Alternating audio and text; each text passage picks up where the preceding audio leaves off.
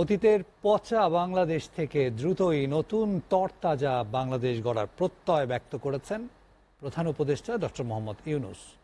এ সময় সামাজিক ব্যবসায় উদ্যোগী হতে ব্যবসায়ীদের প্রতি আহ্বান জানান তিনি। বিকেলে রাজধানীর একটি হোটেলে ব্যবসায়ীদের এক অনুষ্ঠানে এসব কথা বলেন প্রধান উপদেষ্টা। শ্রমিক মালিক সরকার একসাথে একটি টিম হিসেবে কাজ করবে মন্তব্য করে তিনি বলেন, ছাত্র জনতার আন্দোলন সাধারণ রাজনৈতিক আন্দোলন ছিল না, এটি ছিল লক্ষ্য পূরণে জীবনযাপনের আন্দোলন। তাই ছাত্রদের আত্মত্যাগের ফলে দেশে যে সুযোগ সৃষ্টি হয়েছে তা কাজে লাগিয়ে সবার স্বপ্ন বাস্তবায়ন করতে হবে। দর্শক, রিপোর্টটি প্রক্রিয়াধীন থাকায় আমরা চলে যাচ্ছি, আমরা রিপোর্টটির জন্য একটু অপেক্ষা করছি।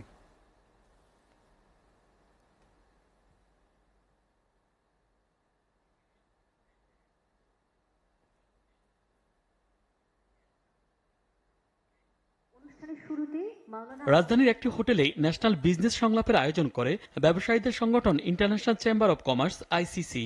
এতে যোগ দেন অন্তর্বর্তীকালীন সরকারের প্রধান উপদেষ্টা ডক্টর মোহাম্মদ ইউনূস। শুরুতেই আলোচনায় অংশ নেন ব্যবসায়ী নেতারা। অভিযোগ করে বলেন, কিছু অসৎ ব্যবসায়ীর জন্য হুমকির মুখে পড়েছে দেশের রপ্তানি খাত।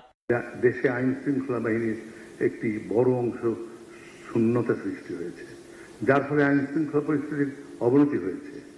এই সুযোগে কিছু দুষ্কৃতকারী দেশে বিশৃঙ্খলা সৃষ্টির প্রচেষ্টা চালাচ্ছে, যার একটি বড় প্রভাব পড়েছে রপ্তানি সহ সকল শিল্প কারখানার উপরে। শিল্পের সাথে সংশ্লিষ্ট নয় এবং বহিরাগতদের দ্বারা উস্কানিতে শিল্প অঞ্চলে অস্থিরতা প্রতিনিয়ত তৈরি হচ্ছে। এমনকি শ্রমিক সংগঠনগুলো এই কার্যক্রমের সাথে সংশ্লিষ্ট নয় বলে তারা জানাচ্ছে। বিশ্ব বাণিজ্যে দেশকে টিকিয়ে রাখতে শ্রমিক দক্ষতা, উৎপাদন ও প্রযুক্তি ব্যবহার বাড়ানোর তাগিদ দেন উপদেষ্টারা।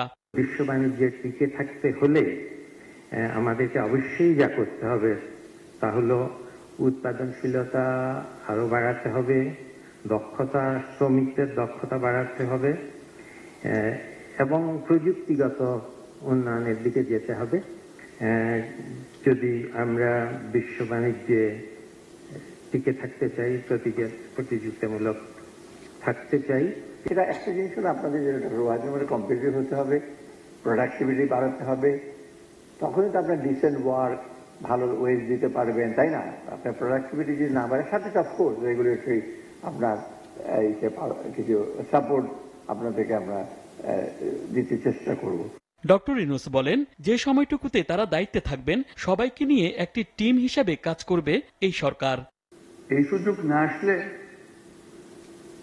আমাদের যে পতন ধরেছিল, সে পতন থেকে আমাদের মুক্তির কোনো চিহ্ন দেখা যাচ্ছিল না। হঠাৎ করে সমস্ত বাধা আমাদের কাছ থেকে চলে গেল। আমরা আর পতন নয়, আমরা সুস্থ জাতি হিসেবে, সবল জাতি হিসেবে দাঁড়াতে চাই।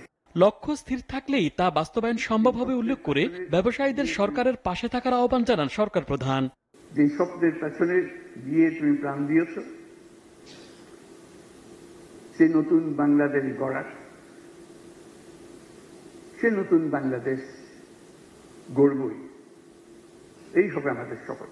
অধ্যাপক ইউনূস আরো বলেন, এমন সুযোগ আর কখনো আসবে কিনা জানি না, তবে এটি হারিয়ে ফেললে জাতির কাছে কিছুই অবশিষ্ট থাকবে না। এই নতুন বাংলাদেশের জন্য যা আছে তাই। SK Sourav, STV, Dhaka.